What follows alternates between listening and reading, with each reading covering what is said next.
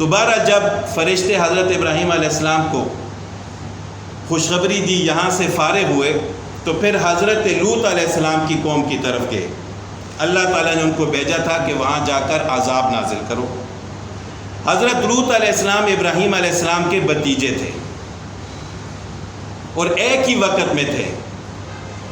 حضرت محمد صلی اللہ علیہ وسلم خاتم الانبیاء، آپ صلی اللہ علیہ وسلم کی نبوت تو قیامت تک ہے، لیکن پہلے انبیاء بستیوں کی طرف مبعوث ہوتے تھے تھوڑے تھوڑے وقت کے لیے۔ اب ایک ہی وقت میں حضرت ابراہیم علیہ السلام بھی ہیں اور ان کے بھتیجے حضرت لوط علیہ السلام، جن کو اللہ تعالیٰ نے 4 بستیوں کی طرف مبعوث فرمایا تھا، نبی بنا کر بھیجا تھا۔ اب ان لوگوں کی، حضرت لوط علیہ السلام کی جو قوم تھی، ان کا ایک سب سے بڑا گناہ تو کفر اور شرک تھا، اور اس کے بعد جو بڑا گناہ جس کی وجہ سے اللہ تعالیٰ نے ان پر عذاب نازل فرمایا وہ یہ تھا کہ لڑکوں کے ساتھ منہ کالا کرنا۔ تو جب وہ نہ مانے حضرت لوط علیہ السلام کی بات تو اللہ تعالیٰ نے انہی فرشتوں کو بھیجا۔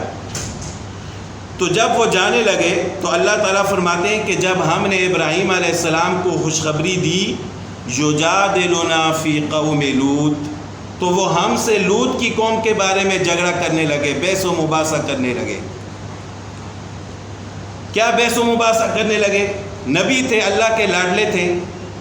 حضرت ابراہیم علیہ السلام نے سفارش کی اللہ تعالیٰ کے سامنے کہ یا اللہ، یہ لوط کی قوم اگرچہ گناہ گار ہے لیکن اس کو تھوڑی سی مہلت دی جائے، ہو سکتا ہے یہ توبہ کر لیں۔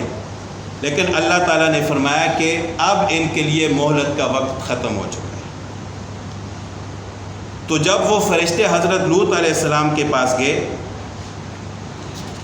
تو ظاہر ہے ان کی قوم جس گناہ میں مبتلا تھی، اللہ تعالیٰ نے اس وقت بھی اسی کام کی، ان کے گناہ کی گواہی کے لیے ان فرشتوں کو نوجوان لڑکوں کی صورت میں بھیجا کہ کل کے دن یہ انکار نہ کر سکیں کہ ہم تو اس گناہ میں مبتلا نہیں تھے۔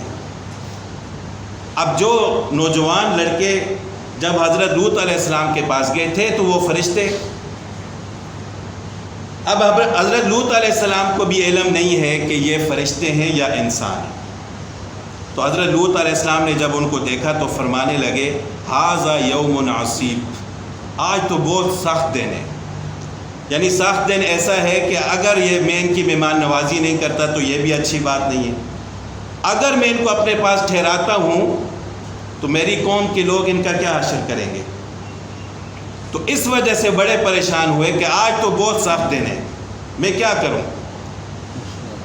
وَجَاءَهُ قَوْمُهُ يَوْرَعُونَ عَلَيْهِ، پھر وہی بات ہوئی جب ان کی قوم کو پتہ چلا کہ حضرت لوط علیہ السلام کے پاس نوجوان لڑکے آئے ہوئے ہیں، تو انہوں نے حضرت لوط علیہ السلام کے گھر پر چڑھائی کر دی اپنے اس غلط کام کے لیے۔ تو حضرت لوط علیہ السلام نے اپنے ان مہمانوں کو، فرشتوں کو لے کر ایک کمرے کے اندر بند ہو گئے، تو وہ آئے اور تالا توڑنے لگے، گھر کے اوپر چڑھائی کر دی۔ اب لوط علیہ السلام کی پریشانی مزید بڑھ گئی۔